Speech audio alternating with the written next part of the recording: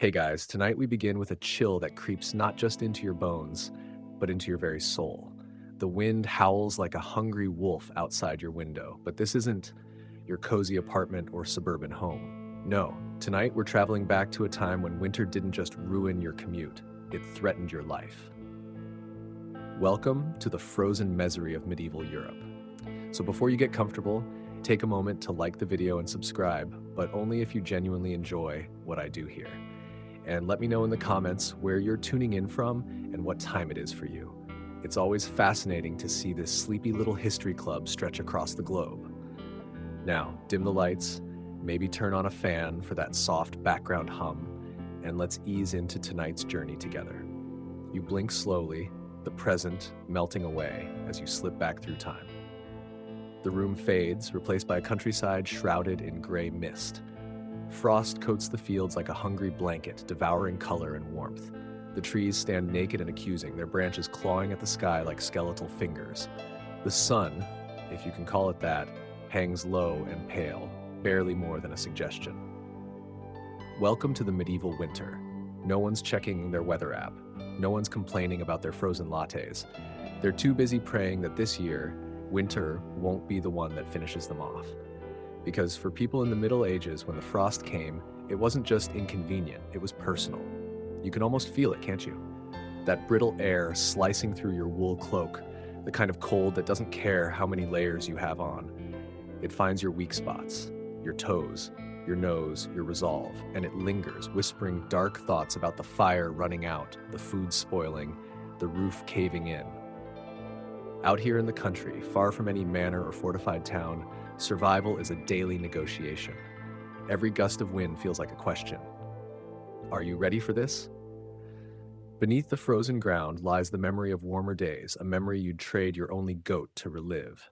You can still recall the last time the sun actually warmed your skin, the scent of grass, the luxury of not seeing your breath when you exhale. But those days are long gone. Now the earth crunches beneath your feet, hard and unyielding. The well's water freezes overnight. Your livestock huddle together, miserable and steaming, their eyes full of silent accusation. Why haven't you built a better barn? Not that the wealthy are doing much better. Sure, their walls are thicker, their beds softer, but even their roaring fireplaces can't chase away the deep, aching cold that sets into stone. And the truth is, firewood doesn't grow back fast in a frozen forest. Even the richest lords are watching their stores shrink. You tug your cloak tighter and keep walking, boots sinking into slush that threatens to swallow them whole. The fields are empty now. No plows, no workers, just rows of ghosts made from frostbitten memories. The birds are gone. The insects, thankfully, are dead. Even the crows, those eternal freeloaders, seem to have taken a vacation. Your breath curls in front of you, fogging up your already blurred vision. You rub your hands together, more out of habit than hope. They've gone red and raw, the skin splitting at the knuckles. You tuck them under your arms. It doesn't help. Inside your cottage, the fire flickers like a dying heartbeat. The logs are damp. The smoke curls around the low ceiling, painting it black. You cough, and it echoes through the tiny room. Your mother pulls the blanket tighter around your younger brother, who hasn't stopped shivering since last night. He might be 5. He might not make it to 6. You don't say this out loud. No one does. Instead, someone mutters about the old days, back when winters were normal. Predictable. Cold, sure, but not malicious. Not like this. And they're not wrong, because once upon a time, winters in Europe were just that, a season. Tough, yes, but not devastating. The snow came, the ground froze, but life went on. People adapted. Harvests might slow, but they didn't vanish. The rivers froze, but not to the point of uselessness. It was hard, but manageable. Then something changed. The world tilted ever so slightly, and winter stopped playing fair. You wake up again the next morning, not to birdsong or sun rays, but to the sound of someone coughing. A dry, hacking rasp that echoes across the room like a death rattle.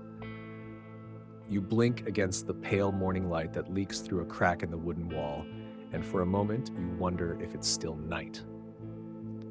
The cold doesn't care what hour it is. Your father is already up. You can hear him rummaging near the hearth, poking the coals with a stick that looks more like a skeletal finger than firewood. There's no spark, just gray dust. The fire's gone out again. You sigh, but no one notices. It's too cold to waste breath. The old woman next door used to say winters used to be bearable. There were rhythms, she said.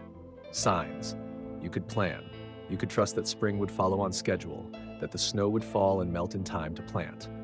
But now it's chaos. The seasons have become strangers. Something's changed, and not in a cute climate shift kind of way. No, this is something darker. By the 14th century, Europe found itself gripped by a climate anomaly, a long, slow disaster historians would later call the Little Ice Age. Doesn't sound so bad, does it? A little ice age, like a small scoop of medieval misery. But let me tell you, there was nothing little about it. It didn't happen all at once. Oh no, that would be too kind. Instead, it crept in like a pickpocket, stealing warmth bit by bit, year by year. One poor harvest, then two, then three. Rain came when sun was needed, snow when rain would do. Crops refused to grow like they used to. Wheat withered, barley shriveled, fruit trees just gave up. And people noticed. They panicked. They prayed. And when that didn't work, they blamed. Witches, sinners, foreigners, someone had to pay, because surely this wasn't natural. Surely, God wasn't just angry with everyone, but the earth said nothing. It simply froze.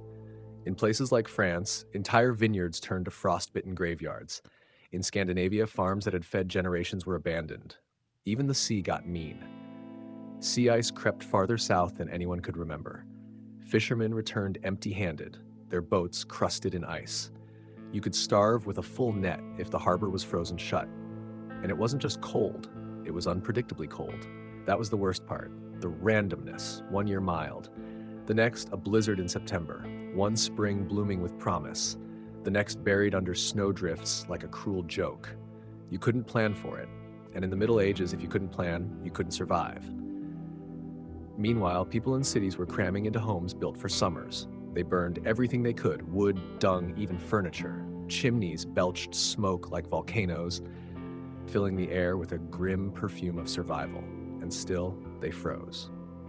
In your little village, no one uses the term Little Ice Age. They just call it the long winter. They whisper about it the way people today whisper about cancer, like it's listening. Like if you talk too loud, it'll come back stronger. You hear the door creak open. Your father steps out into the snow to fetch more wood, or what's left of it. His shoulders are hunched, his breath already wheezing in the cold. You watch him, and for a second you understand just how deep this season goes. It's not just a weather report, it's a war. And every morning you wake up still breathing is a small, stubborn victory. Somewhere in the distance you hear a faint rumble. Not thunder, something heavier. A reminder that this winter is just getting started, and you're not ready. No one is. You drag yourself out of bed, or rather the pile of straw and scraps you call a bed. Your blanket, if you can call it that, is a patchwork of wool and desperation, damp at the edges and heavy with the scent of mildew. The room around you is still dark despite the faint glow outside. That's not sunlight, it's frostlight, reflected snow, pale and punishing. Your joints creak louder than the wooden floorboards. You're 16, maybe 17, but your back says otherwise. You shuffle toward the fire pit, hoping for warmth, but find only cold ashes. Your sister, Maeve, curls tighter beneath a fur that probably used to belong to a dog. You'd laugh at the thought, but it might crack your lips. They've split again overnight. Welcome to medieval morning. Outside, the wind whistles through the trees like a funeral dirge. Inside, your breath clouds the air, swirling like smoke. You grab the hatchet and step into the blinding white of the world. The trees are skeletal, each branch encased in a glittering sleeve of ice. Beautiful, deadly. You trudge through the snow toward the woodshed, if you can call it that. It's more a leaning box of regrets than a structure. Inside, there's barely enough wood for 2 more nights, maybe 3 if you ration. And you will ration, you always do. You swing the hatchet, each blow vibrating through your bones like a cruel reminder. Your fingers numb, your boots soaked. You think of last winter, how Thomas from 2 cottages down lost 3 toes, how his mother stopped singing, how their chimney stopped smoking one morning and didn't start again. This winter you decide you'll keep swinging. But it's not just you. All over Europe, families are doing the same dance, splitting logs, praying for mercy, because it's not just the air that's turned cruel. The land has too. The rivers freeze.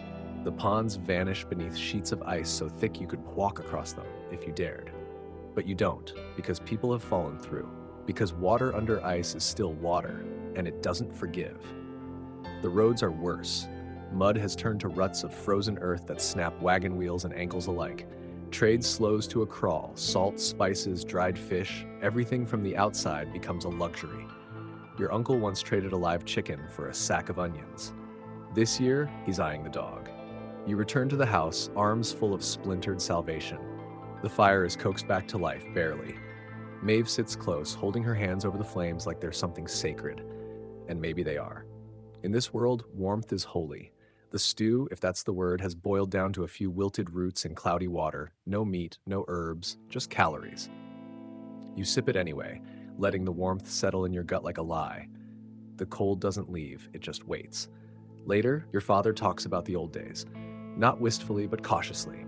Like memories might invite disaster, he remembers when winters were still cruel, but fair. When snow meant rest, not ruin. When the land slept a promise to wake. That promise feels broken now. You look to the hearth. The fire dances, fragile and brave. You look to your family, huddled and silent. And you wonder, will we make it through this one? As you stare into the fire, your mind drifts beyond your tiny cottage walls.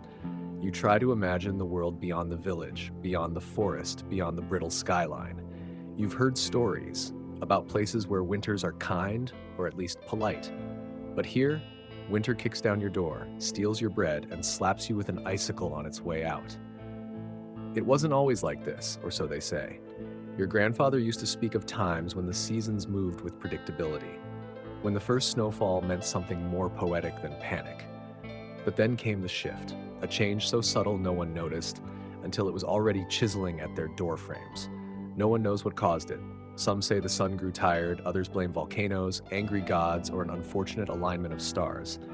The truth doesn't really matter. What matters is that it came and it stayed. This change, the Little Ice Age, lasted centuries. Whole generations were born into cold and died before ever knowing warmth as anything more than a flicker in a fireplace. And unlike most disasters, it didn't strike once and leave. It lingered, like a bad smell, like dread. Whole villages vanished, not from war or plague, but frost. Crops failed in France. Glaciers expanded in the Alps, swallowing entire homes. The fishing boats in Scandinavia froze in harbors and didn't sail for months. People ate bark. People ate dirt. People ate each other. You've never gone that far. Not yet. You remember the tale of the Great Frost of 1709, spoken about with the same reverence some people reserve for plagues or saints. That winter, the Thames froze solid. In London, they built markets on the ice, lit fires atop it, danced upon it. Some saw it as novelty. Most saw it for what it was, a white coffin. And if even the English, with their thick coats and endless tea, couldn't escape the cold, what hope did you, a teenager in a half-broken cottage with one good pair of socks, really have? Your mother once told you that frost has memory, that it remembers every warmth it erases, every child it touches.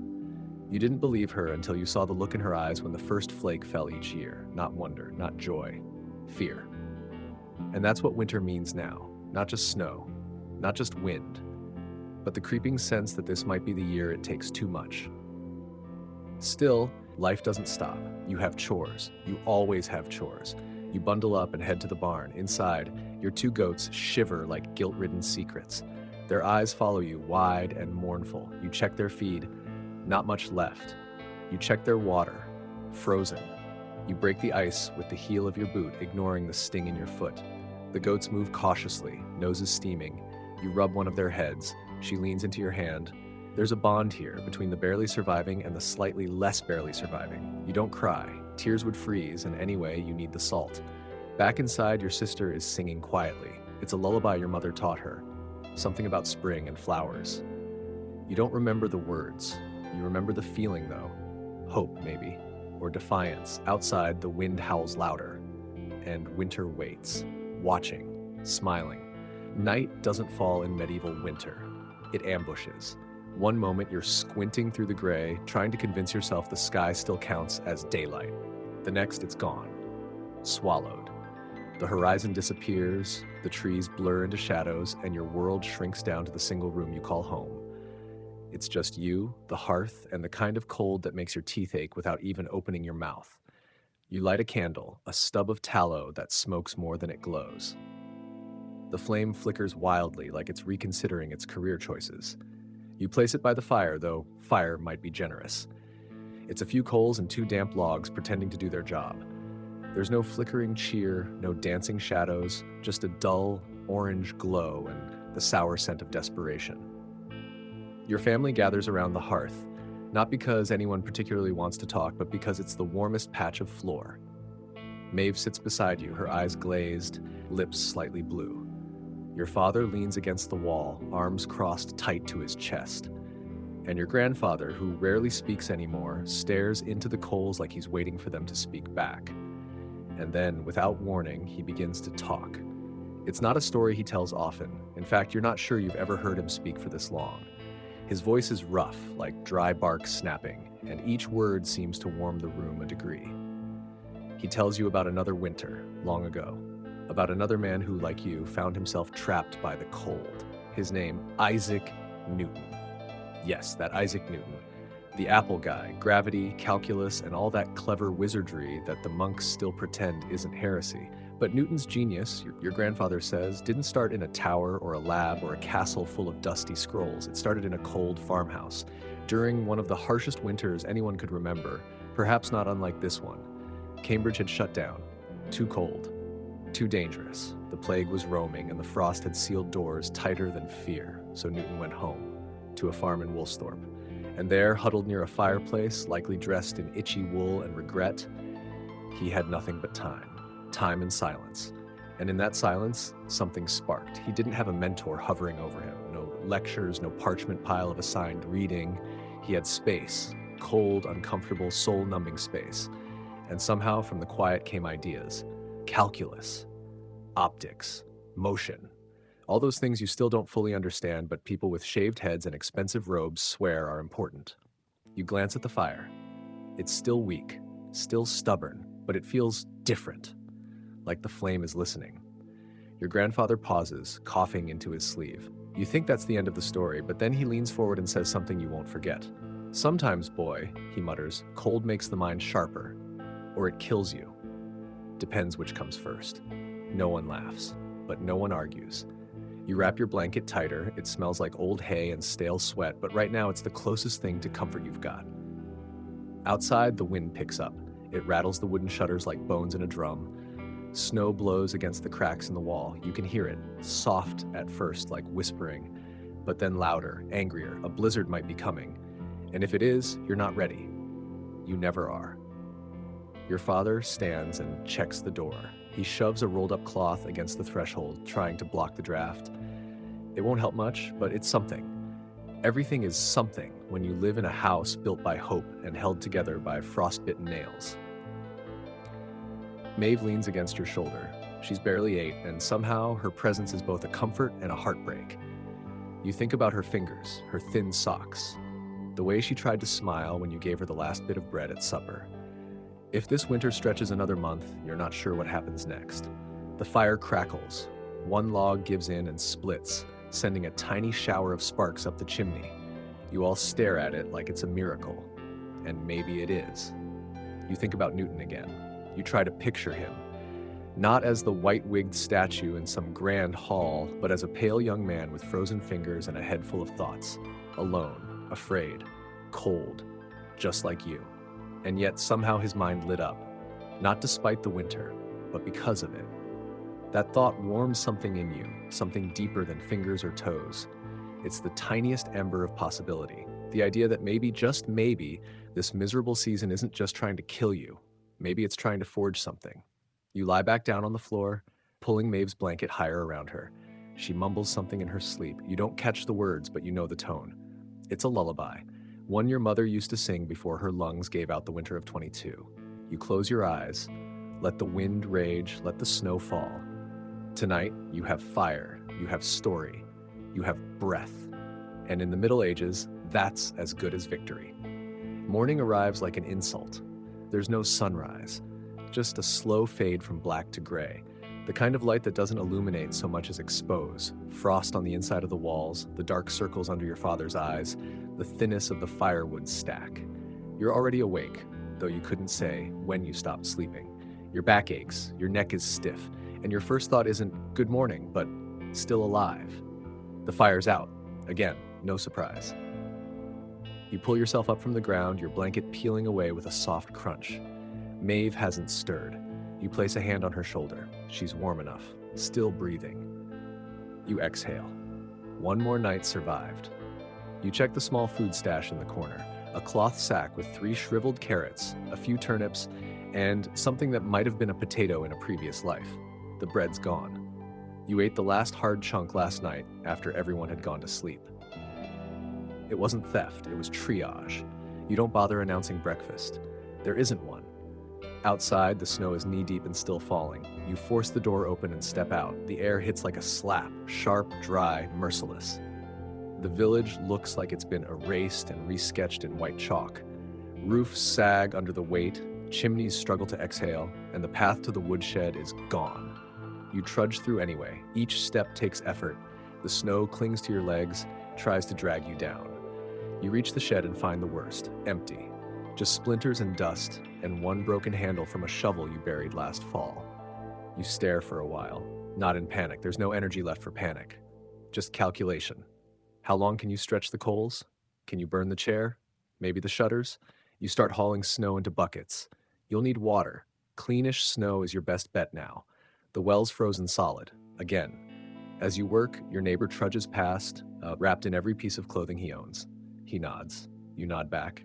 No words. You're both thinking the same thing. Don't stop moving. Don't slow down. The cold is always watching, waiting for a moment of stillness to strike. By midday, the wind is howling so hard it sounds like screaming. Actual screaming. You can't tell the difference anymore. Back inside, your father has broken apart the old storage crate. It's already half burned. You drop the buckets of snow by the hearth, and he starts melting it in the iron pot. The water sizzles, then steams. For a brief moment, the room feels alive again. Warmth, moisture, steam. It's almost human. Maeve drinks slowly, holding the tin cup like it's made of gold. You tear one of the carrots in half. Give her the bigger piece. You chew yours like it's rope, flavorless, but it reminds your stomach that you're trying. The wind gets worse. Your grandfather wraps a shawl around his head and mutters about wolves. No one listens, not because they don't believe him, but because they do. Wolves aren't just a bedtime story here. They're out there, hungrier than you, smarter than you, better dressed for the season. And this storm, it's the kind of weather that drives them to the edge of the woods. You check the latch on the door twice, just in case. Later that afternoon, someone knocks. Not a soft tap, a real knock. Firm, deliberate. You all freeze. No one knocks during a storm. Not unless they're desperate, or worse. Your father moves first. He lifts the poker from the hearth and nods for you to stand back. He opens the door just a crack. It's Marta, from 2 cottages down. Her eyes wide, her lips blue. She's holding something wrapped in cloth. It's bread. She doesn't say anything. She just hands it over, then points to your fire. You step aside. She doesn't sit. Just stands by the hearth, rubbing her hands together like she's remembering what blood feels like. You unwrap the bread. It's stale, crusty, but whole. You break it in thirds. Everyone eats, even Marta, though she barely takes 2 bites. She leaves as suddenly as she came. No explanation. Just vanishes into the snow. You don't know what deal she made or why she chose to share it with you. But tonight you're full. Not satisfied, but full. And in a winter like this, that's a miracle. Night returns. Your father feeds the fire with the last of the crate. Maeve leans against you again. The room smells like smoke, boiled snow, and carrot breath. You lie back down, tired in your bones. And just before sleep finds you, you hear your grandfather whisper, "They say spring always comes. Eventually." You hope he's right. You have to. The next morning arrives not with sun, but with silence. The storm has passed, leaving behind a world buried in white and weighed down by stillness. Snow coats the rooftops in smooth, unbroken layers, and the trees, those sad, skeletal shapes, wear icy sleeves like brittle armor. It's beautiful in the way a frozen tomb is beautiful. Everything looks peaceful, but you know better. Peace in winter is rarely kind. It's the silence after a scream, the breath before the next blow. You don't waste time. You're up and out the door, boots crunching against the hardened crust of snow. You need more wood, more food, more anything. Your body's stiff from the cold, your fingers don't fully bend, but the routine keeps you moving. Down the path, the village is stirring. People emerge like cautious animals, eyes squinting against the reflected glare. You spot old Roderick hauling a sack of straw across his back. He nods. You nod. Again, no words. Not because you don't want to talk, but because talking in this weather feels like asking fate to listen. As you approach the commons, you see the notice pole. A new parchment flaps against the wood, half frozen, barely legible. A warning: food stocks are dangerously low. Lord Fendrel will not be releasing any additional grain unless taxes are paid, either in coin or labor. You laugh. Not out loud, but inside where it doesn't cost calories. Taxes. Coin. Labor. As if anyone here has spare coin, as if fingers numb from frost can still hold a plow. You make your way to the granary. It's locked, of course. Not for protection, but control. There's enough food inside those stone walls to feed the entire village if it were rationed properly. But rationing isn't profitable. Desperation is. On your way back home, you pass a cottage that looks darker than usual. No smoke, no footprints, no sound. You pause. It's Edda's place. She lives alone, used to work as a herbalist back before the frost killed her garden and half her memory. You step closer, knock gently. Nothing. You try the door. It creaks open. Inside, it's colder than outside. She's sitting by the hearth, or what's left of it, wrapped in every blanket she owns, eyes closed, hands folded. You don't check for breath. You just close the door behind you. That's the third one this month. Back at your own cottage, you share the news quietly. Your father nods. Maeve frowns. Your grandfather just stares at the fire. That evening, you take turns standing watch. Not for robbers, but for something worse, the cold itself. You can't afford to let the fire die, not even for an hour. So you sit by the hearth, poking the coals, feeding it splinters, whispering curses and prayers in equal measure.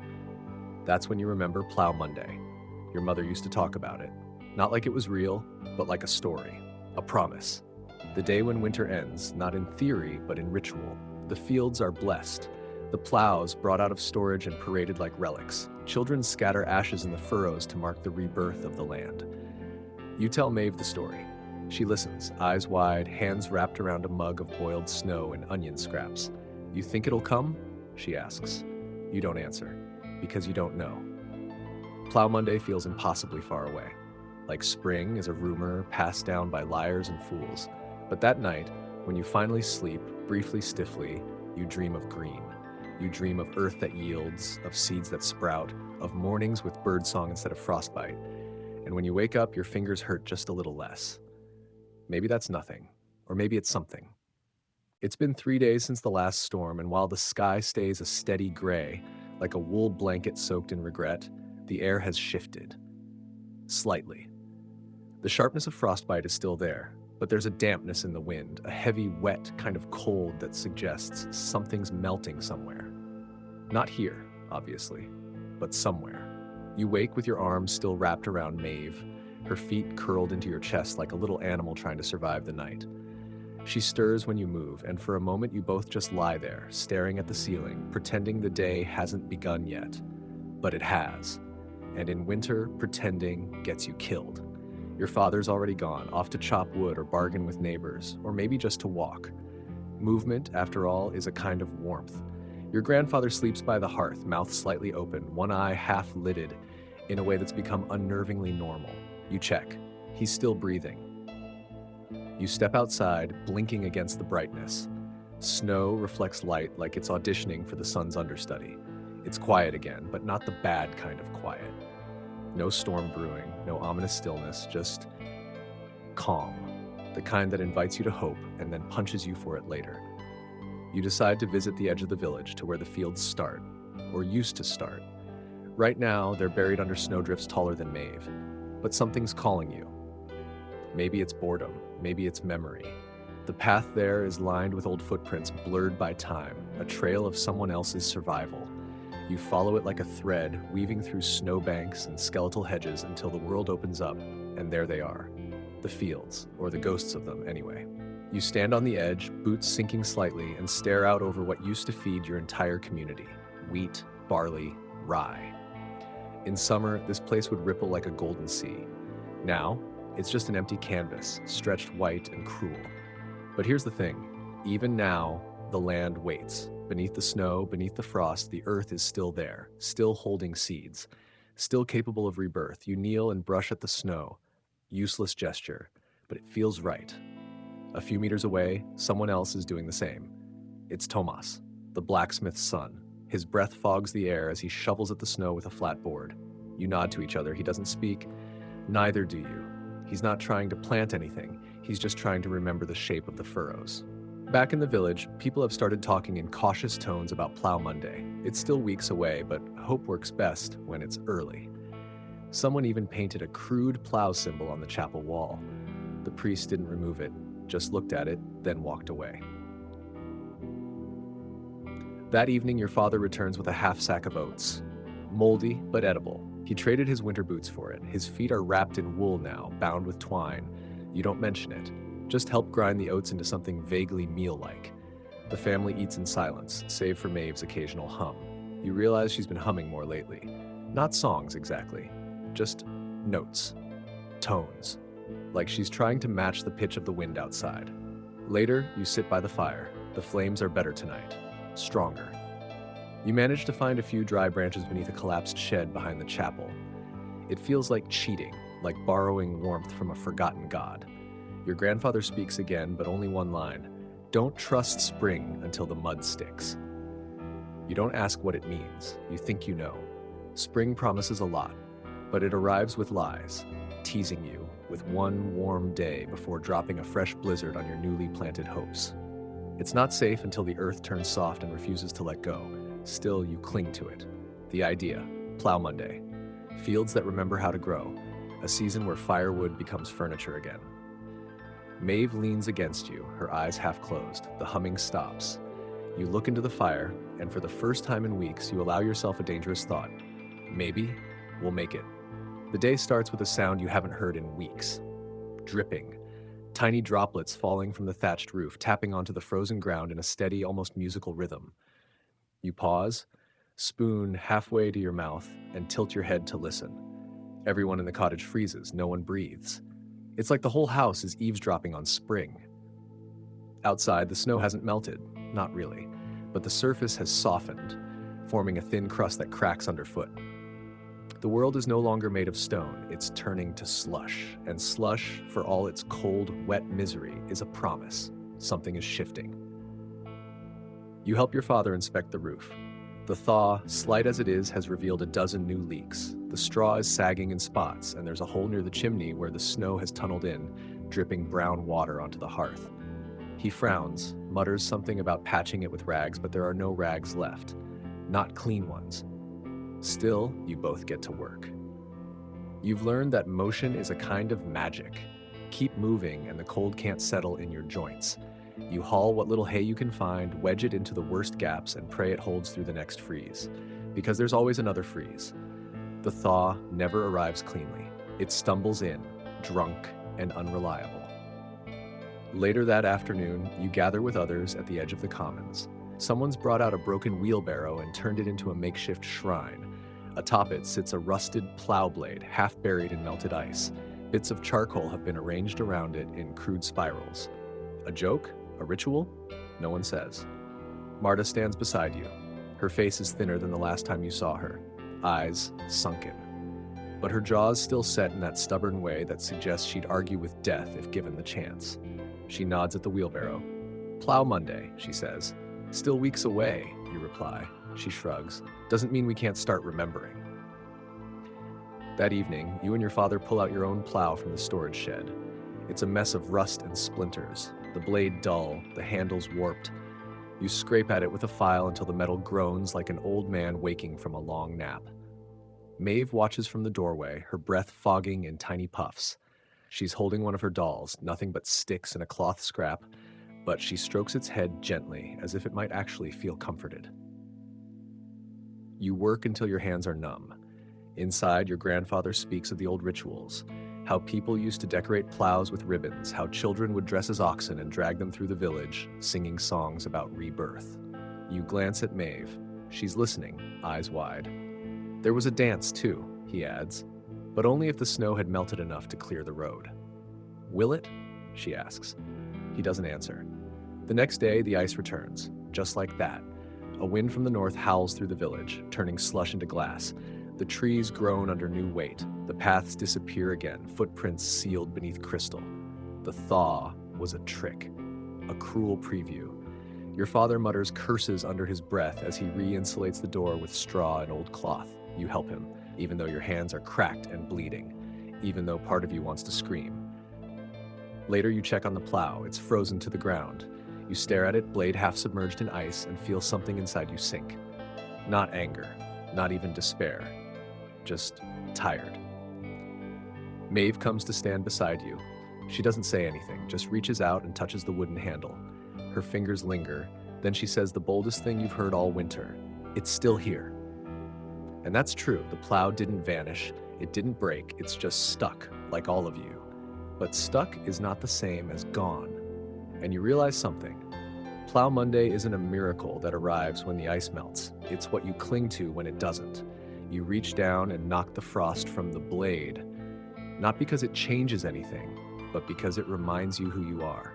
The cold has become a personality in your house, uninvited, unrelenting, and always watching. It creeps in like a nosy aunt, poking through your rations, cracking your firewood, inspecting your fingers for signs of frostbite. You don't fight it anymore. Fighting implies victory is possible. You manage it. You endure it. But today, the cold has brought company. It starts with a faint cough from your grandfather. No big deal at first. A dry little bark like his throat just forgot how to be a throat. But by midday, it turns into a rattle that fills the room like smoke. Everyone tries not to look worried. No one succeeds. You've heard the stories, how sickness follows winter like a shadow. Not the dramatic, theatrical plagues that make their way into books and ballads, just the slow, creeping kind. The kind that starts with a cough and ends with a silence no one wants to talk about. You help him sit up, prop a folded blanket behind his back. His breath whistles with effort and his eyes are glassy. Maeve sits nearby, quietly braiding the hem of her tunic. She knows better than to ask questions. She's seen what winter does to the elderly.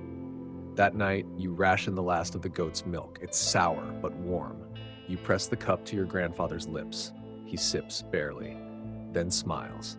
It's not the smile of someone who's getting better. It's the kind of smile that says, it's okay, not I've seen worse. You don't sleep well. In the dark, the room feels smaller than usual. The walls groan under the weight of snow. The fire hisses as wet logs spit and crack. You hear every cough, every wheeze, and just when you start to drift off, you hear something else. A howl. Not wind, not wolves, human.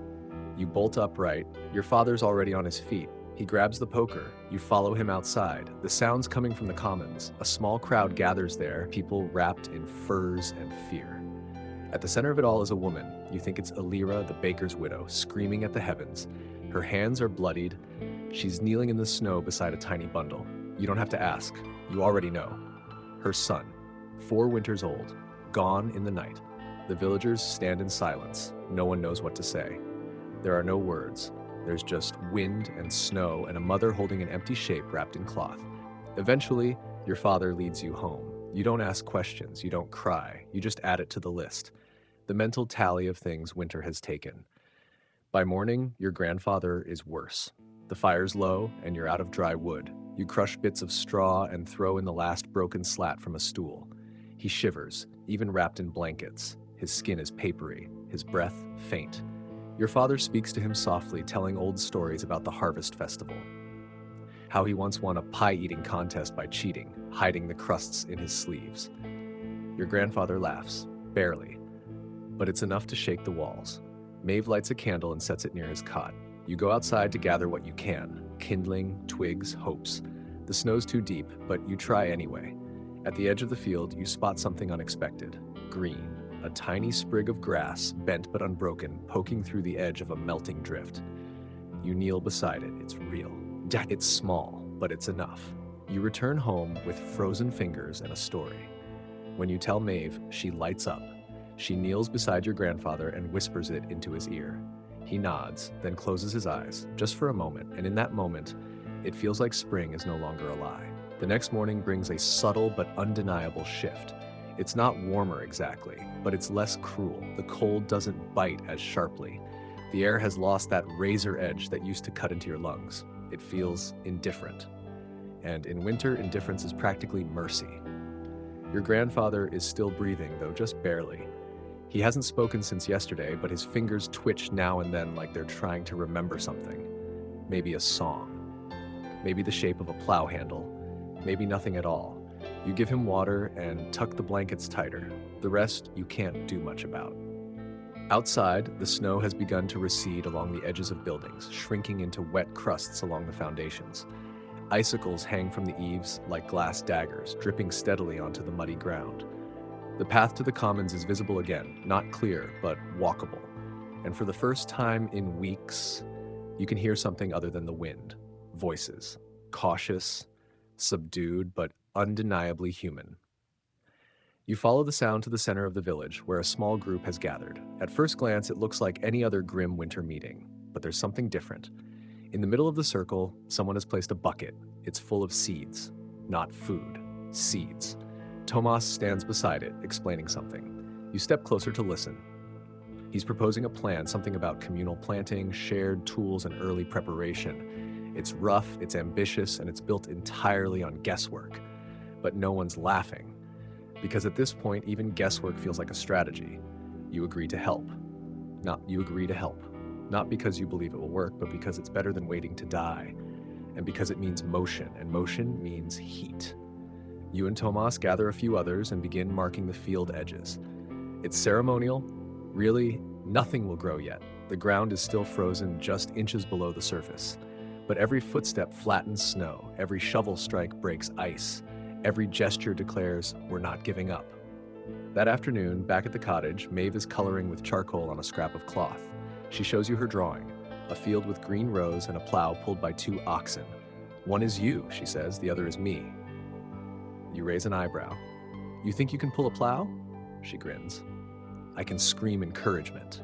You laugh, not because it's funny, but because it feels like a warm-up for hope. Later that night, your father returns from checking on other families. He looks tired, but satisfied. The widow Elira, despite her grief, baked flatbread using the last of her flour and handed it out to children. Marta traded a rabbit pelt for dried apples. Small things, but they add up. Your grandfather stirs. He opens his eyes and looks at you. His voice is thin, like paper sliding across stone.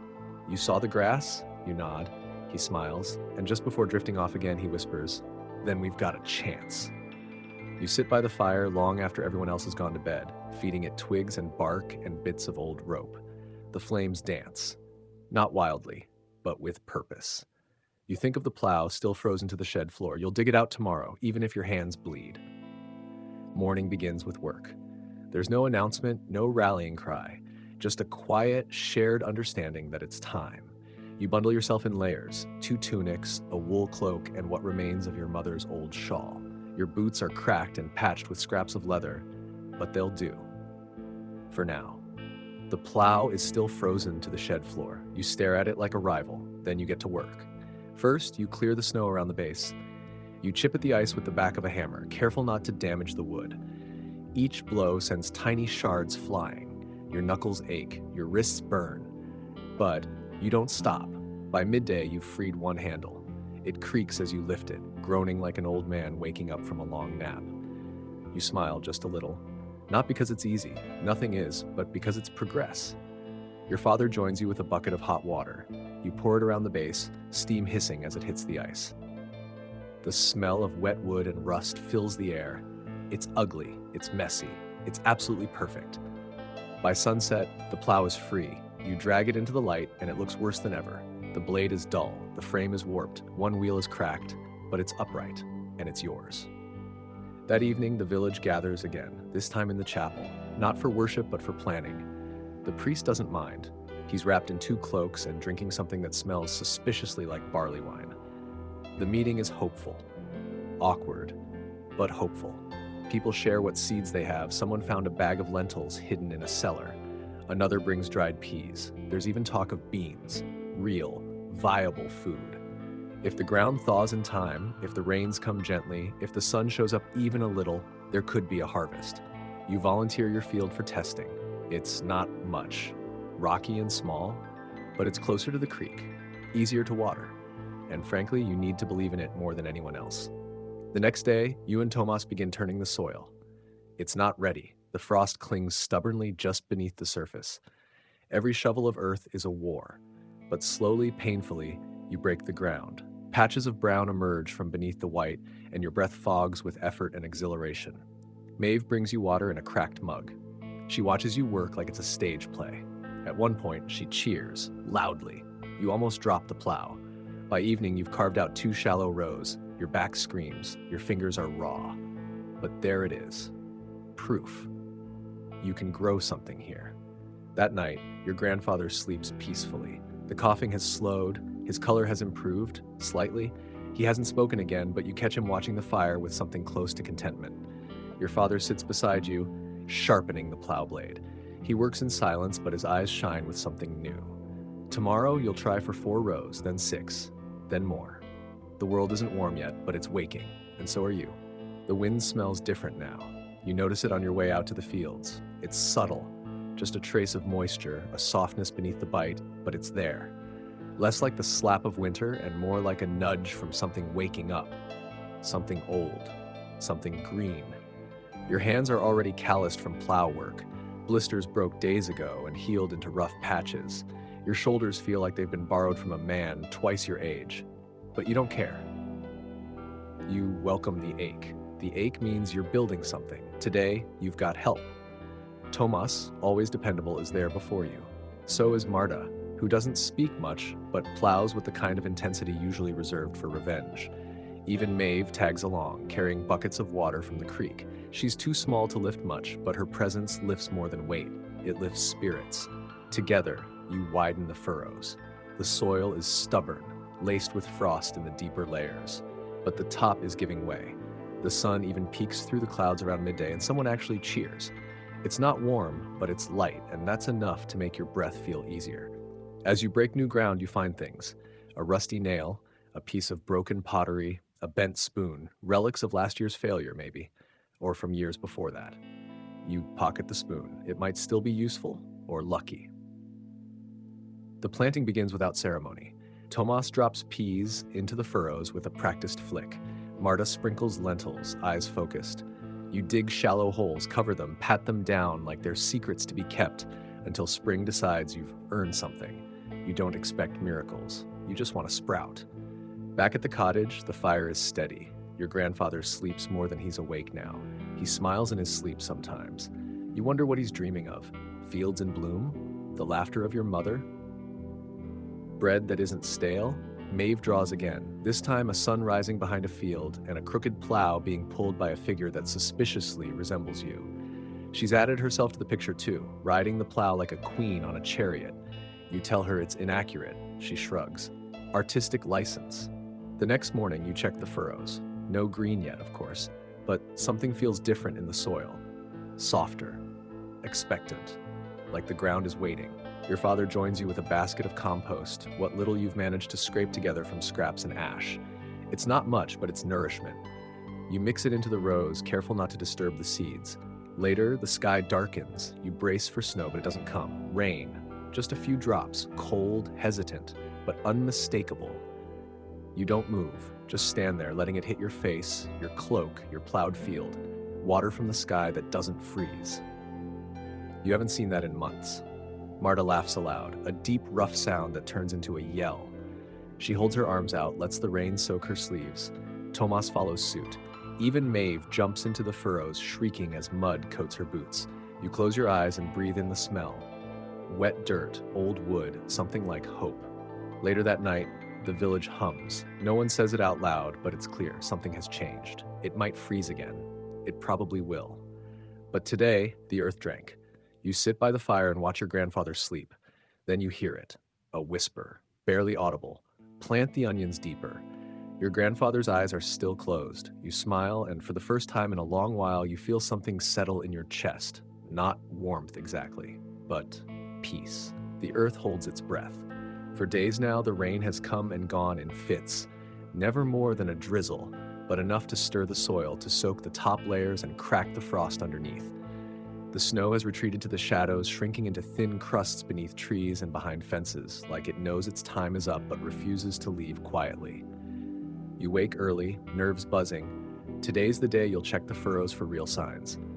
Not just softer soil, not just maybe moisture, but growth, life. You don't say it out loud, you don't want to jinx it. You just grab your tools, slip into your cracked boots, and head out while the sky's still a dull gray. The field greets you with a thin mist. The air smells like wet bark and churned dirt. You kneel beside the farthest row, the one you and Maeve marked with a little twig cross. And there it is, a sprout, tiny, frail. A sliver of green just breaking the surface like a timid child peeking through a curtain. Your heart does something strange, jumps, stutters, then races like it's suddenly remembered how. You kneel there, just staring, letting the damp seep into your knees. It's nothing special, really, just a sprout. Could be a weed, could die tomorrow. But it's something. You call for Maeve. She comes running, hair wild, feet bare. You point. She gasps, then squeals, then hugs you so hard your back cracks. Tomas and Marta arrive soon after, and even they, seasoned, skeptical, can't help but smile. The village finds out before sundown. By nightfall, 5 other families have found sprouts of their own. Lentils, peas, even something that might be a beet. It's like the earth has cracked open a window and whispered, "All right, you've earned a glimpse." That night, the chapel bell rings, not for a funeral, not for mass, but for planting. People gather in the commons, bundled in mismatched cloaks and scarves. Someone brings a loaf of flatbread and it's broken among neighbors. Not communion, but close. Children laugh. Men talk about rows and soil depth like scholars. The priest nods silently in the back, arms folded, eyes shining. You return home to find your grandfather sitting up. Not much, just propped higher on the straw mattress. His eyes are clearer. He asks for water. Then, between sips, he says, "Told you the grass was real." You laugh. Then he does. It's the first time you've heard him laugh in months. It rattles his ribs, but it's worth it. Later, Maeve draws again. This time, it's your whole field, each sprout lovingly sketched with stubby green lines. She adds birds in the sky, even though they haven't returned yet. "Too soon?" she asks. "No," you say. "Put a cow in there too." She does. The next few days pass in a blur of work. You dig more rows. Clear more snow from shaded corners. Mend the broken plow blade with a strip of iron. Tomas found in the forge ruins. Marta sharpens the tools with grim efficiency, muttering about future potato rebellions. And more sprouts come. Not many, not everywhere, but enough. You find yourself talking to the plants, whispering things like, "Come on, little guy," and "Don't freeze on me now." You're not sure if it helps, but it makes you feel less helpless. One night, your father returns with a pouch of barley seeds. He found them in an abandoned mill, nearly forgot they were there. You treat them like treasure, count them twice, store them by the hearth to keep them warm. The ground is still too cold for barley, but not for long. At the end of the week, a robin lands on the fence post outside your door, just for a second. But it's enough to make you believe the season has truly turned. Winter hasn't given up. It never really does. But spring? Spring has arrived, and this time it's fighting back. You wake to the sound of dripping. Not the tentative, guilt-ridden sort of a reluctant thaw, but a full-blown, shameless cascade from the roof that says, "Yes, I'm melting and I'm not sorry." Outside, the sky is still a tired gray, but the kind of gray that holds warmth in its belly. There's a softness to the air, a looseness in the ground. It's official. The mud has arrived, and mud in this village is cause for celebration. Your boots sink ankle deep as you make your way to the field. Each squelch is a victory. You don't even bother trying to stay clean. What's the point? Mud means thaw. Thaw means planting. Planting means hope. The furrows are soggy but not drowned. You kneel to inspect the sprouting rows. They've doubled in number. Some have doubled in height. You run your fingers gently through the damp earth, letting the chill soak in. It feels alive. Maeve appears beside you, barefoot, caked in muck from toes to knees. She holds up a worm in her hand like it's the crown jewel of a royal treasury. "They're back," she grins. Worms mean fertile soil. Worms mean warmth below. Worms mean the ground is no longer asleep. You both start digging gently in the newest patch. Carefully, respectfully, like you're handling something sacred. Marta arrives soon after, dragging a wheelbarrow full of compost and broken hopes. She dumps it beside the edge of the field and nods toward the sky. No freeze last night. Tomas brings over wooden markers, each carved with the name of a crop. Not for tracking, they already know where everything is, but as a reminder, this row is lentils, this row is peas, this one might be future. Your father sharpens the plow again, then helps you cut a new furrow. The blade still wobbles, but it slices better now. You walk behind it, hands firm on the handles, and for the first time it feels real. Not like a ritual, not like a desperate act of defiance, but actual farming. Midday sun peeks through the clouds, and for 10 glorious minutes it warms your back. You pause and let it hit your face. The others do too. No one speaks, everyone just breathes. Later, while watering the newest sprouts, you see them. Shoots, dozens of them. Tiny green threads stretching up through the soil like fingers reaching for sky. You call Maeve, and soon everyone gathers to admire the patch like it's a newborn. It isn't much, but it's enough to remind you, this was not in vain. At home, your grandfather is sitting upright, wrapped in 3 blankets and demanding boiled onion soup. He's grumpy again, which is both a personality reset and a medical sign of improvement. Maeve serves him proudly. "I found a worm," she announces. "Good," he croaks. "They're smarter than half this village." You nearly choke on your own laugh. That night, the fire burns low but steady. The cottage smells of damp wood, warm earth, and faint onion. Maeve curls beside you with her sketchbook, drawing today's sprouts in exaggerated size, with smiley faces and arms raised like they're cheering. Your father leans back in his chair, hands behind his head, looking more at peace than you've seen in weeks. You look down at your own hands, cracked, blistered, caked with dirt, and realize they've become farmers' hands. Not out of ambition, not by birthright, but by necessity, and maybe that's enough. You sleep soundly for the first time in a long time. The dreams are soft, green, and filled with sun. It begins with a sound so unfamiliar you nearly drop your water bucket. Birdsong. Not the distant, melancholy cooing of winter crows or the angry shriek of starving magpies, but a light, chirpy, unapologetically optimistic trill. You freeze mid-step, staring at the sky like it's trying to pull a prank. But there it is, a little brown bird perched on the roof of the granary, puffed up and singing like it owns the season. Maeve hears it next. She squeals and runs outside barefoot again, despite your father's muttering about chilblains and common sense. She stands under the eaves, arms out, as if the bird might land on her shoulder like some frostbitten fairy tale princess. The village starts buzzing before breakfast. People gather at the edge of the fields, pointing upward, shielding their eyes. There's not just one bird now. There are several. Sparrows, robins, even a few gulls from the coast. It's like someone flipped a switch and turned the whole sky back on. And then, the real miracle. Green. Not the tentative sprigs you've been coaxing out of the soil for weeks. Real, robust green. Grass, shoots, buds on trees that weren't there yesterday. You walk past an elm near the chapel and stop cold. Tiny leaves, actual leaves. Marta touches one like it might vanish. "It's early," she mutters, suspicious. "Maybe it's tired of waiting," Tomas shrugs. You plant more today. Everyone does. It's no longer a question of if the ground is ready, it's about keeping up.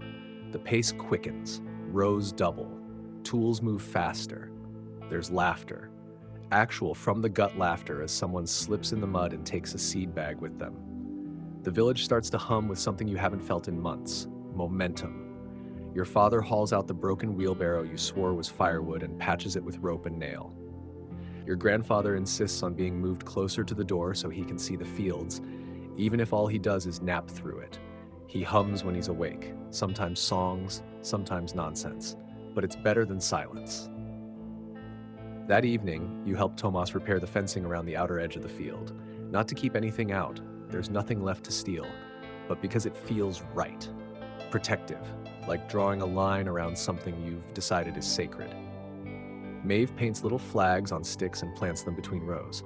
"They'll scare off birds," she declares. "They're made of string and paper," you reply. "They have eyes." Fair enough. At sunset, the priest rings the bell again. Still not for mass, just to call everyone together. There in the clearing, surrounded by muddy boots and smiling faces, he makes a simple announcement. If you have seeds, plant them. If you have hands, use them. If you have doubt, stay near the fire and let the rest of us handle it. It's the most inspiring thing he's ever said, possibly the only inspiring thing. You return home with sore arms and filthy sleeves. The fire crackles low, but it's enough. Maeve sleeps soundly beside the hearth, curled like a cat. Your grandfather dozes in the chair, a shawl draped over his knees. You stare out the window, eyes on the field. Green. Not a field yet, but not just dirt anymore either. Something in between. Something beginning. The mornings are easier now. You still wake early. No farmer's ever truly slept in, but there's no dread in it.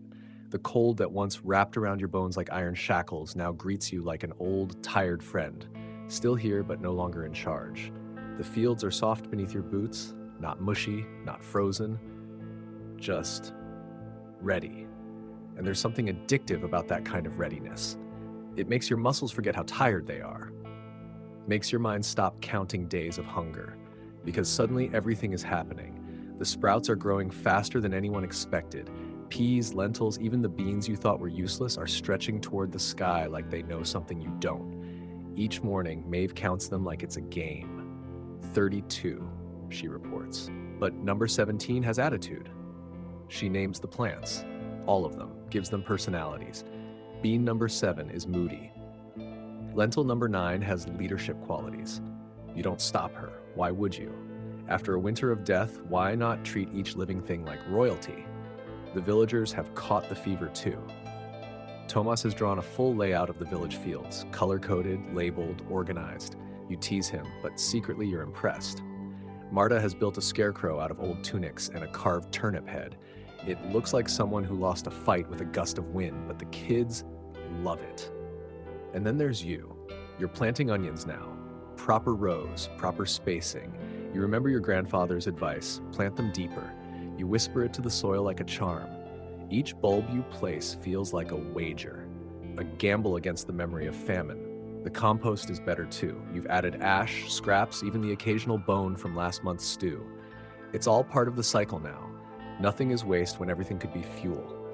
Your hands are a mess, split, dirty, permanently tinted brown, but they're strong. And when you look at them, you see work. Real work. Not survival, but creation.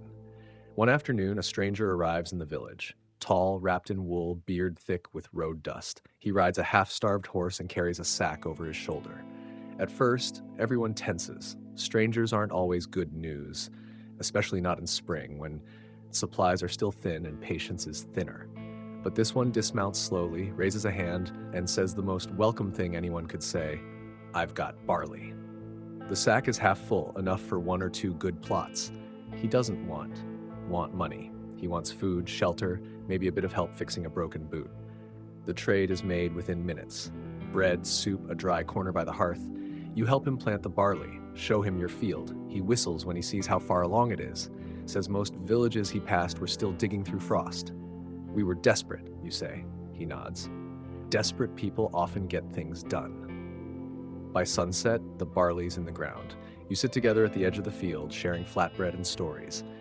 He tells you about the South, where the snow melted 2 weeks ago and people are already trading herbs. You tell him about the bird that sang winter away. He laughs. You named your lentils? They named themselves. Maeve insists on it. Back at the cottage, your grandfather is humming again. This time, it's a tune you recognize, an old harvest song. Your father hums along. You don't, but you listen. Every note feels like it's planting something inside you. That night, you sit by the window and watch the moon rise over the furrows. You think of the barley, of the onions, of Bean 7 and his bad attitude. You don't know if you'll get a full harvest. There could still be storms, or pests, or plain old bad luck, but for the first time, those thoughts don't paralyze you. They motivate you. Because now, there's something to lose, and that means there's something worth fighting for. Like, it's official. The mud sticks. Your grandfather's words, cryptic and half-mumbled a few weeks ago, now ring in your head like a prophecy fulfilled. The ground has turned from slush to soil, from obstacle to invitation.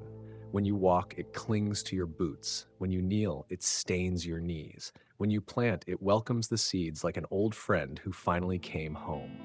Spring isn't just knocking anymore. It's kicked the door down and started rearranging the furniture. The fields are alive with color, not just the soft greens of sprouts, but little bursts of wildflowers sneaking through the edges. Yellow dandelions, bluebells, even the occasional purple something that no one remembers planting. Maeve calls them accidental joy. The scarecrow, still lopsided, still magnificent, has become a minor village celebrity. Kids give it names, adults decorate it with ribbons. Someone painted eyes on the turnip head. They're terrible eyes, but sincere. The village is different now. People walk slower, not from exhaustion, but observation. They notice things, the way the breeze carries the smell of damp grass, the way the sun lingers longer in the evenings, the way Maeve twirls when no one's looking. Even the animals are returning. Birds, of course. Bees, buzzing suspiciously near the fields. A fox was spotted near the old mill, which sparked an impromptu discussion on building chicken coops, despite having no chickens. Hope, apparently, comes with to-do lists. One morning, you find Tomas carving stakes for vine training. Not because it's urgent, but because it feels good to prepare for success. Marta has started marking the days on the chapel door with chalk lines, each one a silent vote of confidence. Your own field is a mess, in the best way. Rows of sprouts at different stages, onion tops peeking through, barley just starting to flirt with the surface. You spend your mornings inspecting, weeding, whispering encouragements. You've become the kind of person who talks to plants, and they're listening. Your grandfather sits outside now, bundled in shawls, squinting at the sun like he doesn't quite trust it. "It's too early," he mutters. "Too late," you reply. He grunts, which, in his language, is a form of agreement. That afternoon, you catch Maeve drawing something new. Not plants, people. She's drawn the entire village standing in front of the fields, some holding tools and others holding each other. There's laughter in the lines, movement. She's even drawn the scarecrow wearing a crown made of turnips. "Why the crown?" you ask. "Because he saved the crops," she says without hesitation. You nod. Fair enough. That night, a small celebration breaks out, unplanned like most good ones. Someone plays a lute. Someone else brings out an old drum. Bread is passed, so is a jug of something fermented and questionably legal. Laughter fills the commons. The fire pit is lit, not for warmth, for joy. You dance, badly, with stiff limbs and sore feet, but you dance. So does your father, and Marta, and even Tomas, who you're pretty sure hasn't smiled since late autumn. Maeve jumps in circles around everyone, laughing until she hiccups. Your grandfather watches from the edge, eyes glinting in the firelight. He doesn't join in, but he claps once when Maeve finishes a dizzy little spin and bows dramatically. That night, the fire at home burns low and soft. The room smells like earth and ash and something else, something clean. You sit by the window again. Outside, the sprouts stretch. Inside, your chest feels full, not from food, not from fire, but from something that doesn't have a name. Not yet, but it might soon. Spring has found its rhythm. Not the loud, impatient rush you imagined as a child. No trumpets, no banners, no grand arrival, just consistency. Quiet momentum. Each day a little warmer, each field a little greener, each breath a little easier. You wake to birdsong that doesn't stop. They sing through breakfast, through chores, through the afternoon haze. They've built nests in the rafters of the granary, in the trees behind the chapel, even in the scarecrow's shoulder. Maeve has named them all. She introduces them like royalty. "This is Queen Fluff. That one's Sir Screech." "They sound the same," you say. "That's avian classism," she retorts. Out in the fields, the sprouts have grown into real plants. The peas are flowering, the lentils stretch tall. Even the barley is starting to sway, just barely, in the afternoon breeze. Tomas mutters about yield ratios and water timing. Marta sharpens her sickle like a religious act. The first official rain arrives on a Tuesday. A proper one. Not a mist, not a drizzle. A full sky-emptying soak that turns the dirt paths into rivers and the field into a sponge. You should be worried. But you aren't, because this rain feels right. You and Maeve run through it like fools, splash in puddles, slide through the mud. Your father shakes his head but doesn't stop you. Even the stranger with the barley seeds watches and smiles. At night, the smell of wet soil creeps into the cottage and wraps around you like a story. Your grandfather sleeps with a slight snore now, the kind that suggests comfort rather than illness. He hasn't coughed in days. That evening, you sit with him by the hearth. He sips broth slowly, looks out at the window with eyes that seem to reach beyond the present. "I had a patch like this once," he says, voice soft. "Barley, South Slope, before the war." You nod. He doesn't talk about the war much, or the fields he lost, or the brothers who never came home. "I planted it wrong," he adds. "Too shallow. Birds got half, drought got the rest. And the other half, you ask. He smiles. Still the best bread I ever tasted.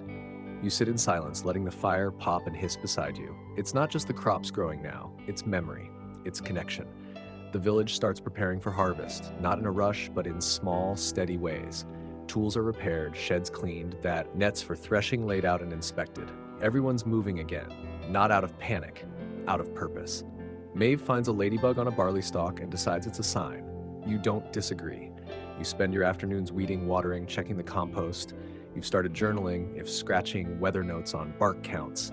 Soil, damp. Wind, west. Sky, smug. You carve a date into the doorpost, the day you first saw green. The rain continues through the week. Sometimes gentle, sometimes heavy, always welcome. The plants love it, the paths hate it, your boots surrender to it. No one complains, because this is what you've waited for, because this is what you've earned. At night, Maeve draws again. This time, it's not the field, it's the harvest. Smiling faces, baskets overflowing, bread stacked like treasure. She draws you holding a bundle of barley, like a hero wielding a sword. You tell her it's dramatic. She tells you to hush. You hush. The cottage is warm. The fire is steady, the sprouts are now stalks, and the sky, for the first time in memory, is not something to fear, it's something to trust. The first barley head appears like a secret whispered at dawn. You spot it while inspecting the third row, tall, thin, proud, and impossibly delicate. At first you think it's a trick of light. You crouch, squint, reach out with calloused fingers. But no, it's real. A small, bristled promise, the first sign that your gamble with spring is starting to pay off. You call Maeve over. She gasps dramatically, like she's just discovered a lost relic of a forgotten kingdom. Then she runs off to fetch the others. Minutes later, Tomas, Marta, your father, and half the village are kneeling in the field like pilgrims, whispering over a single barley sprout like it's a newborn prince. Your grandfather even shuffles out with your help, leaning heavily on your arm. He doesn't say much, just nods once. It begins, he murmurs. From that moment on, everything accelerates. More heads appear within days. Lentils flower in bursts of white and purple. Onions swell beneath the soil, their tops thickening and curling like green fingers stretching toward the sun. Even the scarecrow seems to stand a little straighter. The village organizes a new rota, watering in shifts, inspecting for pests, reinforcing fences. Marta, to no one's surprise, becomes head of the Bean Watch, an elite unit of 2 small children and 1 elderly man with excellent eyesight. Even Maeve takes on official duties. She's appointed herself chief encourager. Every day, she walks the rows with her arms out like wings, whispering affirmations to the plants. "You're doing amazing, sweetie," she tells the peas. You roll your eyes, but the peas seem to like it. One afternoon, a group of traders wanders into the village. Not raiders, not drifters. Actual traders with mules and carts and voices hoarse from real conversation. They've come from the coast. The snow's been gone there for nearly a month. They speak of towns rebuilding, roads clearing, boats returning to the rivers. They trade dried fish for onions, cloth for beans, and stories. So many stories. Some of hardship, some of survival, some even hopeful. They confirm what you suspected. Your village isn't the only one that fought its way out of the freeze, but yours might be one of the few that's thriving. That night, the fire burns hotter than usual, not from desperation, but celebration. There's stew with actual texture. Bread with enough flour to rise, a bit of salt sprinkled like luxury. Your grandfather eats a full bowl. Afterward, he tells a story about the first field he ever harvested, about his mother's bread, about a summer so hot they dug their potatoes at night. No one interrupts, no one even blinks. Because this, too, is part of the harvest. The sharing, the remembering, the joy that doesn't need to shout. As you tuck Maeve in, she asks if she can make a sign for the barley row. What kind of sign? Something like, "You're doing it, you glorious grassy beast." You grin. Too long. Fine. Just King Barley. The next day, there's a sign staked in the soil, crudely painted, slightly crooked, completely perfect, and somehow the barley looks even prouder. You spend the afternoon trimming back the weeds, reinforcing the tool shed, cleaning the buckets with actual soap. Yes, soap. Because the frostbite might have taken your feeling, but it didn't take your standards. At night, you sit outside with your father, the stars returning one by one above the fields. He doesn't say much, just rests a hand on your shoulder. And for once, that says everything. The season isn't over, the work isn't done, but something has changed. You're not surviving spring anymore, you're living it. There's a scent in the air now, rich, earthy, and just the tiniest bit sweet. Not the rot of thawing compost or the must of old straw, but the perfume of growth. The kind of smell that makes you pause mid-step, sniff the wind, and think, something's working. It's harvest prep time. That doesn't mean baskets and feasts yet. It means measuring, estimating, testing the grain between your fingers. Tomas walks through the barley rows, muttering numbers under his breath. Marta tightens the bindings on every tool in the shed like she's preparing for a duel. You, meanwhile, sharpen blades, not weapons. Scythes, hooks, spades. It's all about edges now, cutting clean. Cutting right. The peas are nearly ready, lentils too. You test a pod and bite down, it crunches. Not perfect, but edible.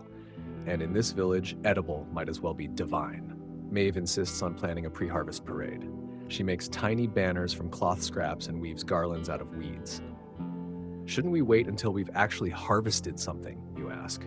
We've already harvested hope, she says, dead serious. You give her your most dramatic eye roll, then help her make a crown for the scarecrow. You're not made of stone. By midweek, the weather holds steady. Sunny, warm, not too wet. Birds flit in and out of the fields without causing too much trouble. The scarecrow, now with his new crown, seems to command some respect, or fear, or both. The barley has gone golden. It waves in the wind like a sea of fire. You've never seen anything so beautiful. It bends and ripples and catches the sunlight like it's trying to show off. Your father stands beside you, arms folded. 2 more weeks, he says, or 1 if we're lucky. He snorts. I'll settle for 1 without hail. That evening, you help your grandfather outside again. He squints at the field, then smiles. You did it, he says. Not yet, you reply. Doesn't matter, he counters. The hard part's done. Now it's just finishing. You tuck him in with an extra blanket. He's thinner now, but stronger somehow, more rooted. That night, the village gathers again. It's not an official meeting, just a habit now. People drift toward the commons as the sun sets. They bring stools, cups, stories. One of the traders from the coast is still here. He tells a tale about a village that tried to plant sugar beets too early and ended up with the world's most bitter porridge. Marta calls it a culinary tragedy. Maeve starts planning a feast. Not now, your father says. Later, but big, massive, she nods. Ridiculous. She pauses. You pretend to consider it, only if there's flour left. She nods solemnly, like she's just signed a treaty. Later, as the fire dies down, you walk the field one last time. Each stalk rustles like it's whispering to you. You reach out, fingers brushing the tops. Not long now, not long at all. The sickles come out at dawn. Not ceremoniously, not with trumpets or songs, just a quiet shuffle of boots through dew-soaked grass and the creak of old metal as it meets stalk. The barley bends under the blade with a satisfying swish, falling into neat bundles, golden, crisp, and heavier than you expected. Harvest begins. You take the first swing, not because anyone asked you to, but because the row you planted, King Barley himself, has waited long enough. The stalks fall like dominoes. Maeve cheers like you just slew a dragon. Marta starts a second row. Tomas follows. Your father sharpens a new blade and joins in. Even your grandfather, bless him, stands in the shade and shouts instructions like he's commanding an army. Angle down, you're mangling the base. Yes, General, you mutter. The field becomes a living thing, rustling, breathing, singing its own rhythm, the beat of blades, the crunch of boots. The occasional grunt when someone loses their balance and topples into a heap of grain. By mid-morning, sweat clings to every inch of you. Your shirt sticks to your back. Your palms are raw, but the bundles grow higher. The field empties, and the sky remains mercifully cloudless. Maeve builds a pyramid of barley stalks and names it Mount Crunchmore. You almost cry laughing. The lentils come next. Delicate work, picking the pods by hand. Slower, more precise. You sit cross-legged in the dirt, fingers moving on autopilot. Tomas hums. Marta mutters about bean-snatching birds. Your father whistles an old tune you barely remember. At some point, food appears. Flatbread, thin soup, a miracle wedge of cheese. Someone's been hoarding. You all eat with fingers and laughter. There's no table, no formality, just knees in the dirt and gratitude in the air. That night, the first storage sacks are filled. They're not bulging, not overflowing, but they're full. And that word full hits you like a sunrise. The next few days blur into repetition. Cut, bind, carry, sort, clean, stack. Rain holds off, the sun stays kind, the wind cooperative. It's like nature has decided to step back and let you have this one. You build drying racks from spare timber. Maeve decorates them with ribbons. For luck, she says. No one argues. In the evenings, you gather by the fire with muscles aching and fingers stained green. But the stories flow easier now. There's pride in them, humor, even exaggeration. Marta claims she fought off a deer with a hoe. Tomas says he taught the barley to grow faster with stern glares. Maeve starts sketching the Great Harvest Chronicles, featuring a heroic version of you wielding a magical sickle named Snack Slayer. You let her. She's earned it. By week's end, the granary has a smell again, not mold, not rot, but the sweet, dusty perfume of stored grain. You walk past it on your way to bed and pause, just to breathe it in. Inside the cottage, your grandfather sleeps soundly. Your father sits by the fire, carving something into wood, maybe a plow charm, maybe nothing. You don't ask. You sit with him, quiet, content. You think of winter, not as a season, but as a shadow, and you realize you've stepped out of it. The field behind you is harvested, the storage is stocked, the people are fed. And for the first time in what feels like forever, you're not preparing for survival. You're preparing for celebration. The feast begins before anyone officially declares it. It starts with a loaf, flat, slightly burnt, but cut thick and shared generously. Then a pot of lentil stew, bubbling with enough onion to perfume the whole commons. Then laughter. Then music. And just like that, the harvest celebration is no longer a plan. It's happening. Maeve wears flowers in her hair, wild, slightly wilted, and arranged like a crown. She's got dirt under her nails and joy in her eyes. She drags you into a dance circle where 3 kids, a goat, and Tomas are trying to figure out which way is clockwise. You're not sure who wins, but it ends in a pile of limbs and laughter. The tables groan under the weight of what you once prayed for. Bread, roasted roots, bowls of lentils, and even, miraculously, roasted turnips that don't taste like betrayal. Someone found dried berries, and they've been sprinkled on everything like a celebration tax. The scarecrow has been moved to the edge of the party, still crowned, still crooked, still magnificent.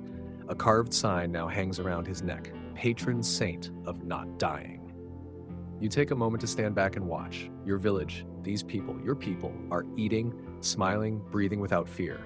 Children run without being told to be careful of frostbite. Old folks tell jokes instead of stories that begin with "back when the snow." Your father dances.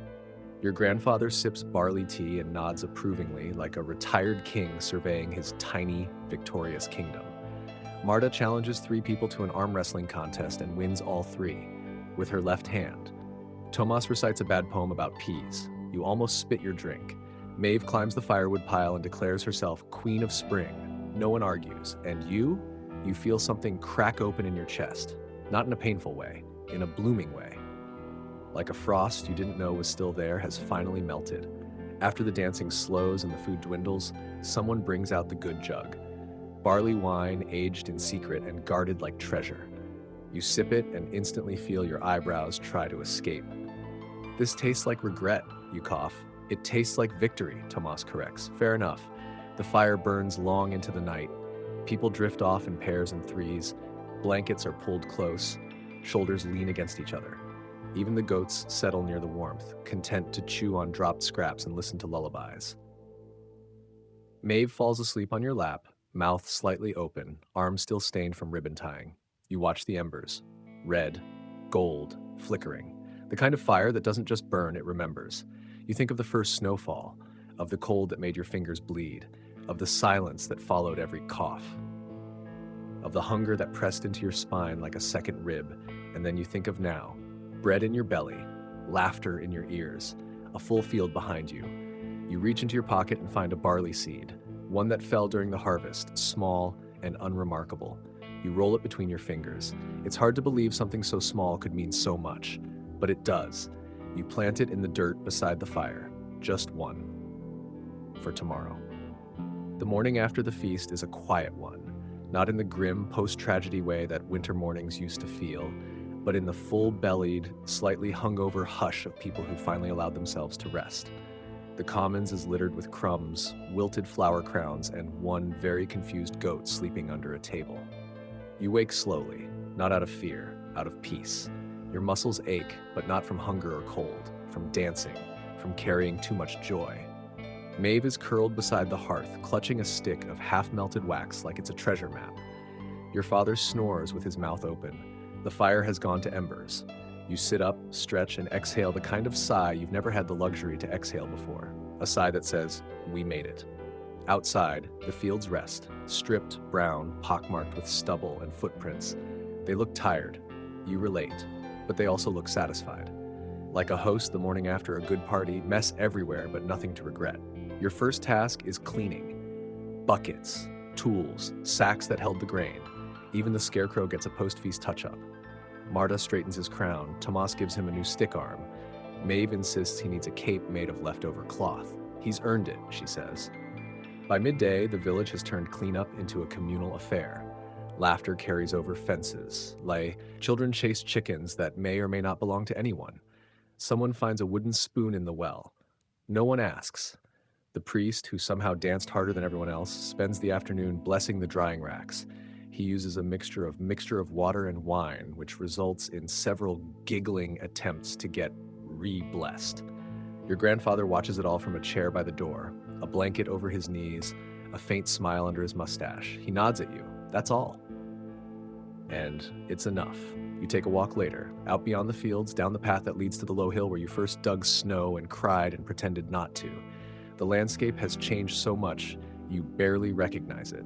No snow, no death, just buds on trees, grasses returning, and the river swollen with meltwater. You find the old plow. It's half buried under weeds now, rust clinging to the frame like ivy. You sit beside it, run your fingers along the worn handles. This plow broke you, and then you rebuilt with it. When you return to the village, Maeve meets you with a drawing. She's finished her Chronicles of Spring scroll. It's ridiculous. Heroic versions of everyone, wielding oversized vegetables and magic tools. You're drawn with a cape too. Apparently you and the scarecrow are equals now. You hang it on the inside of the cottage wall. That night there's no fire. Not because you forgot, because you didn't need it. The air is warm. The walls hold heat. The cold is finally gone. Your grandfather goes to bed early. So does your father. So does Maeve. You sit by the window alone for a moment, watching the moon rise over the fields. You think of everything that nearly happened, everything that did, and how something as small as a seed or a shared meal or a child's laugh could push back against it all. Tomorrow there will be plans, questions, ambitions, even taxes. But tonight, there is nothing to do but breathe. You whisper a thank you to the soil, to the sun, to yourself, and you sleep, not like someone waiting for morning, but like someone who knows it will come.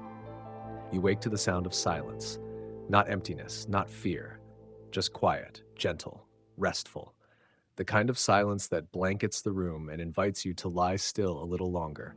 The kind of silence earned by surviving. When you do rise, the cottage is already warm. Sunlight filters through the shutters. Maeve's still asleep, her sketchbook clutched to her chest like a teddy bear. Your father is outside, already checking the racks and muttering about barley weights. Your grandfather is awake. He sits by the window, as he does most mornings now, wrapped in a blanket, a cup of tea in his hands. He doesn't say much, but he doesn't need to. He just looks at the fields and smiles. Because there it is, green again. Not the fragile green of first growth, the confident green of continuation. New sprouts, new shoots, bold little blades rising from where the last harvest ended. You blink, then grin. King Barley's children have returned. The village doesn't have a name for this day. It's not the feast, it's not a planting day, it's not a holy day, but it feels sacred. You walk the field alone, boots brushing past fresh growth. You touch the soil, warm, soft, familiar. It's like shaking hands with an old friend who once tried to kill you but later saved your life. At the edge of the field, you find the seed you planted the night of the feast. A single barley sprout, just a stubby green curl. You laugh. It worked. Back in the commons, the others begin to gather. Not for work, not for ceremony, just because. People bring cups of tea, hunks of bread, slices of onion tart. Someone starts humming. Tomas sets up a bench. Marta braids a child's hair with leftover wildflowers. The scarecrow watches it all, still regal in his cape. Maeve bounces up with a drawing. She's redrawn the whole village. This time, the buildings aren't crooked, the fields aren't snow-covered. There are trees, birds, and people laughing. You're still in the center, but this time you're not holding a sickle, you're just smiling. It's perfect. You gather the village near the chapel, not for a meeting, just to speak. You talk about planting, about the sprouts you saw, about how this time the ground opened without screaming. You thank them for digging, sowing, hoping, for being there, for staying alive. You end by saying the only thing that feels right, we keep going. It's not dramatic. It doesn't need to be. Because this is what you've learned. Survival isn't a climax. It's a rhythm, a ritual, a seed in the ground again and again, because the act itself is defiance. Later, as the day warms, you and Maeve build a tiny fence around the new sprout. King Barley too, she says, serious as ever. He'll be even greater, you reply. She grins. Your father joins you for supper. Your grandfather finishes his tea. The sky turns orange, then pink, then purple. And you sit by the fire, not because you're cold, but because it feels right. You think of winter now distant. You think of everything it took to get here, and you realize you didn't just survive the season, you changed with it, like soil, like fire, like spring. And tomorrow, you'll plant again. Because that's what this story has always been. A beginning. The fire has gone low now, just a quiet pulse of amber in the corner of the room, like a heartbeat echoing beneath the floorboards. Outside, the fields lie still, tucked under moonlight, wrapped in the hush of night. The wind has softened to a whisper, brushing gently through the barley sprouts, cradling them as they sway ever so slightly in their sleep. You lean back, close your eyes, and for the first time in what feels like forever, you let the weight slide from your shoulders. No frost creeping in, no hunger clawing at the walls, no fear lurking in the silence. Just the rhythm of breath, the warmth of home, and the memory of soil that gave back. The village is quiet too. Children bundled up in their beds, parents resting without dread, grandparents dreaming of harvests gone by. Even the scarecrow, silhouetted against the stars, stands like a quiet sentinel, no longer warding off ruin and just watching over what's finally safe. And you've earned this rest. You've walked through the longest night and come out the other side not only alive, but changed, kinder, wiser, rooted somehow. Like the fields, you've been turned, softened, planted, and now you grow. So let your thoughts drift like pollen on the breeze. Let the images blur of dancing and barley and a tiny child drawing hope in the dirt. Let it all melt into stillness, into slumber. You're safe here. You're home, and the world outside can wait just a little longer. Now, close your eyes, take one last breath, and let go. End of script. Sleep well.